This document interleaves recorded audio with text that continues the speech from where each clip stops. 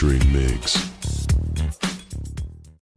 Hey guys, welcome back to Car Trims. My name is Miggs, and today we're going to be talking about a very popular, the Tesla. They have 4 different models right now, actually 5 with the Cybertruck, but the main models that everybody knows and a lot of people have, the Model X, the Model Y, those are the 2 SUVs. Then you have the Model S and the Model 3, and those are the 2 sedans, guys. The Model S is a more luxury, high performance sedan, and it costs much more.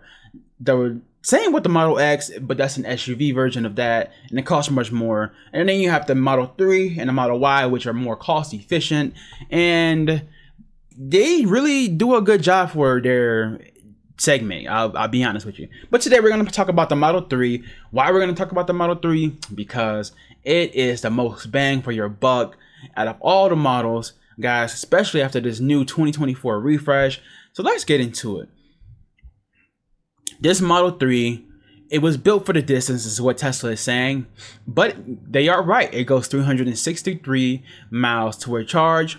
Guys, I'll let you know right now, if you drive under 300 miles a day, this could really save you some money. It really could. Now, you may not like electric vehicles, you may hate Tesla, and I understand everybody has their preference, but just being very real about the statistics, you could definitely save money with a Tesla, with the charging, if you charge at the right times overnight, things like that. Everything plays a role into the money. But let's look at this new interior. It looks like we have a 13.4 inch middle display, and that does everything for your car.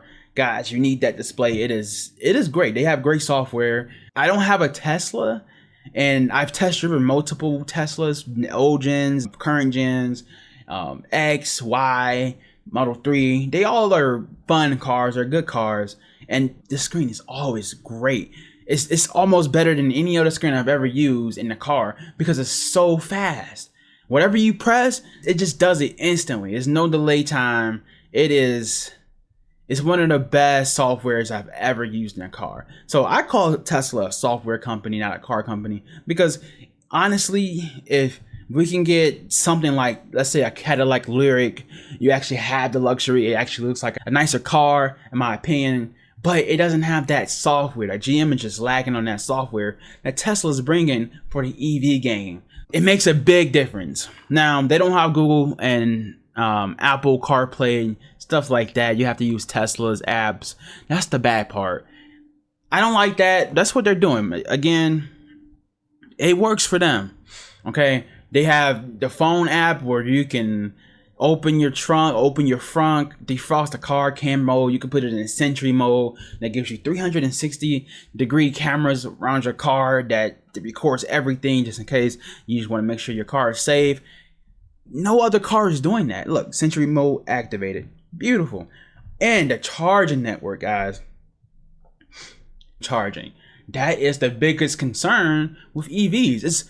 We've learned that range anxiety is not really that relevant. It's the charging anxiety, because it's a lot of times where people with other branded EVs, they will go to a EV Go station or Electrify America or wherever station, and they realize there's no open stations left for them to charge. The ones that's open, it's not working correctly. But Tesla, obviously they have their problems too, but they have so many more Tesla charging stations around the nation compared to anybody else, probably even combined. Honestly, every brand is trying to get on Tesla's charging network. They're trying to get on it. They have the best supercharger that charges these cars the fastest, and they're everywhere. So this gets rid of a lot of people's anxiety when it comes to range, because it's not the range necessarily, it's the finding the right place to charge. And not only do they have plenty of charging stations, they also have a very good software where you can plan out your trip, and it will tell you exactly where you need to go charge, and it will take you along that route. And like I said, the best in the segment, in the EV space, they're the best when it comes to software. Okay, so let's look at some specs, guys. So if we go with the long range all-wheel drive, you're gonna have a long range battery, which is gonna give you 341 miles, for this particular car. You're gonna go 0 to 60 in 4.2 seconds. That's super fast. You have the choice of 18 to 19 inch rims. You have the 5.4 ground clearance, the 15.4 center touchscreen, at 8-inch rear touchscreen, and then you got the height of 56.7 inches, the length of 185.8 inches, and that's pretty much the gist of it. Okay, it's a heavy car, 4,030 pounds. That's super heavy for a sedan. Okay, now let's look at the long range. This goes even further out because it's a long range rear-wheel drive. So because it's not all-wheel drive, it's not using as much power. Same battery, but because it's not using as much power, you can go further. It's a 0 to 60 in 4.9 seconds. Rear-wheel drive. Same thing down here with the specs and the dimensions. Again, guys, this thing charges 204 kilowatts max per use. Okay, up to 174 miles added in 15 minutes. The warranty is pretty good, 4 years or 50,000, whichever comes first. And then you have the 8-year or 120 mile for the battery and drive unit, which is the most important part. Your battery craps out the 100 miles, you're good to go. They're gonna replace it. Okay, now I did want to bring up the performance model because a lot of people love the performance model. Yes, it looks good. It looks better. It looks more sporty. They did a great job. 510 horsepower, 2.9 second, 0 to 60 speed. And then we have the 163 miles per hour max speed. Guys, that's a performance. That really is. But is it the best bang for your buck? Absolutely not. So you know why I'm here. I'm trying to help you guys spend the least amount of money to get the most amount of product, right? This won't do that for you, but I understand there is a market for it. And if you have the extra cash, it's not a bad choice. It's a fun drive. You may not ever hit 163. Some of you might. You may not ever do your 0 to 60 in 2.9 because that's just not how you drive.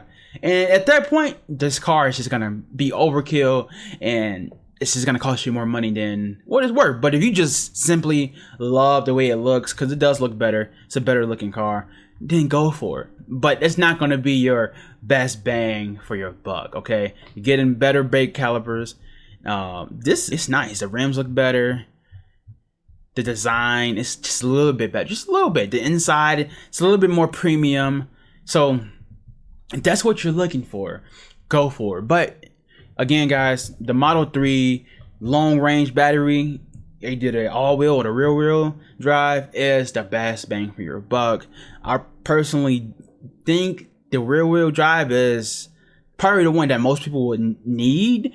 The all-wheel drive is usually just, it's a good feature to have. All-wheel drive is a little bit faster off the jump. You're not sliding as much when you're accelerating, so that's good.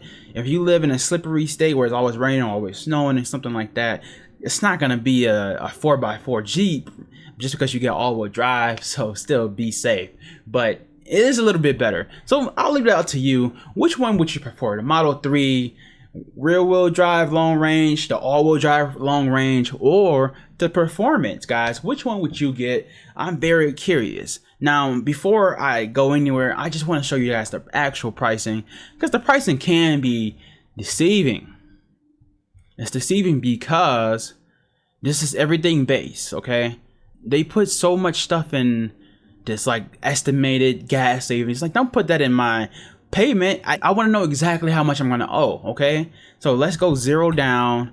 Let's go 60 months. Okay, you got the promotional APR, which is 1.99%, which is very good.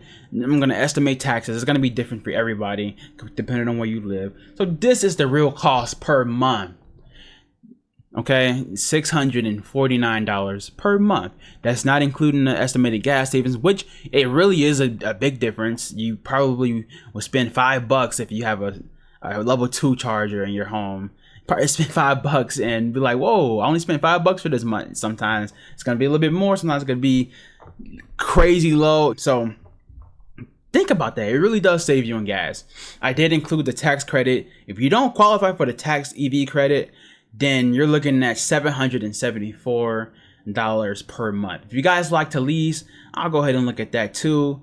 Let's look at the low mileage lease. I like to go 12,000 just to give you guys an idea. Let's see, include, nope, we're not going to include the gas savings again. So you're looking at, let's go 0 down. You're looking at $553 a month. If you want to go ahead and lease this with 12,000 miles, if you want to go with 10,000 miles, $533. If you want to go 15,000 miles, $574. With this price, I would probably just go 15,000, just so I won't go over, because if you go over, they're going to charge your arm and a leg for those extra mileage. Guys, that's it for me. Please leave a comment. Please press the subscribe button. Until next time, guys. Thank you, guys. Peace.